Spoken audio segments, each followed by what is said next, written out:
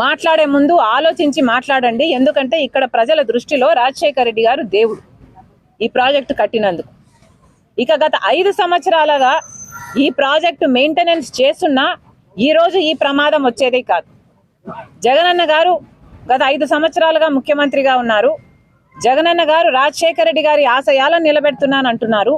కానీ సమాధానం చెప్పాల్సిన విషయం ఏమిటంటే రాజశేఖర రెడ్డి గారు 750 కోట్లు పెట్టి ఈ ప్రాజెక్టును కడితే మీరు కనీసం సంవత్సరానికో లేకపోతే 2-3 సంవత్సరాలకు ఒకసారో 2 కోట్లో 4 కోట్లో రిలీజ్ చేసినా ఈ మెయింటెనెన్స్ పనులు జరుగుతాయి.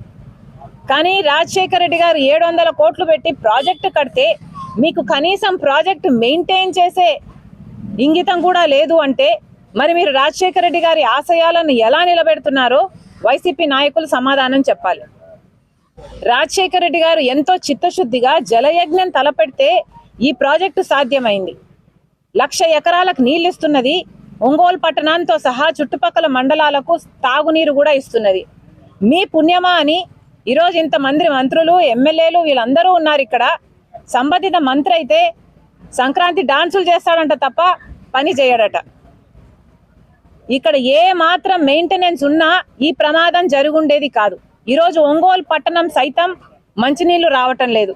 ఇక్కడ ఉన్న నాయకులు చెప్పిన మాట ప్రతిరోజు నీళ్ళు ఇస్తామన్నారు. ఒంగోలు పట్టణానికి ఒక రోజు ఇచ్చింది లేదు. ఈరోజు కనీసం 2-3 రోజులకు ఒకసారి కూడా నీళ్లు రావట్లేదు. తాగడానికి నేను చెప్తున్నది తాగే నీళ్ళు మంచి నీళ్ళ కోసం కూడా ఇక్కట్లు పడుతున్నారు. మరి ఈ పాపం అంతా వైసీపీది కాదా, ముఖ్యమంత్రి గారిది కాదా? వైసీపీ సమాధానం చెప్పాలి. రాజశేఖర రెడ్డి గారి ఆశయాలను కోసం మేము నిలబడ్డాము. రాజశేఖర రెడ్డి గారి సంక్షేమ పాలనే మేము అందిస్తున్నామని చెప్పుకుంటున్న మీరు కనీసం రాజశేఖర రెడ్డి గారు కట్టిన ప్రాజెక్టును మెయింటెనెన్స్ కూడా మీరు చేయకపోతే మీరు ఎలా వారసులు అవుతారు? మీరు ఎలా రాజశేఖర రెడ్డి గారి ఆశయాలు నిలబెడతారో మాకైతే అర్థం కావటం లేదు.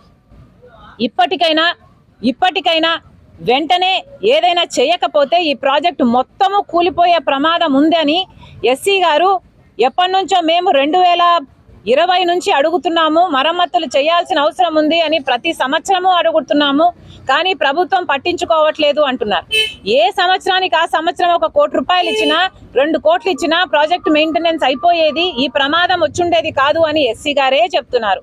ఎస్సీ గారు చెప్తున్న ఇంకొక విషయం ఏమిటంటే 10 కోట్లు ఇచ్చినా కూడా ఈ రోజు చేయాల్సిన మరమ్మతులు అయితేనేమి రీప్లేస్మెంట్లు అయితేనేమి చేసుకుంటే ప్రాజెక్టు నిలబడుతుంది.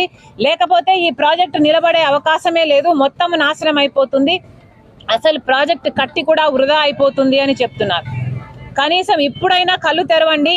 వెంటనే చేయాల్సిన పనులు ఇప్పుడు అంటున్నారు. మిర్చి పంట వేసుకున్నామమ్మా, ఇంకో పంట వేసుకున్నాము, మాకు ఇబ్బందులు వస్తాయి, ఫిబ్రవరి మార్చి నెలలో మాకు చాలా ఇబ్బందులు కలిగే అవకాశం ఉంది అని ఇక్కడ రైతులు అంటున్నారు. కనీసం ఇప్పటికైనా ప్రభుత్వం కళ్ళు తెరవాలి, చేయాల్సిన మరమ్మతులు పనులు చేయండి. ఇక్కడైతే గేటు కొట్టుకుపోయిన గేటు తేలుతుంది ఇక్కడ నీళ్ళల్లో. చూడండి, అది చూస్తే మీకు ఎంత అవమానమో, మీకు ఎంత తలదించుకోవాల్సిన అవసరం ఉందో మీకే అర్థమవుతుంది.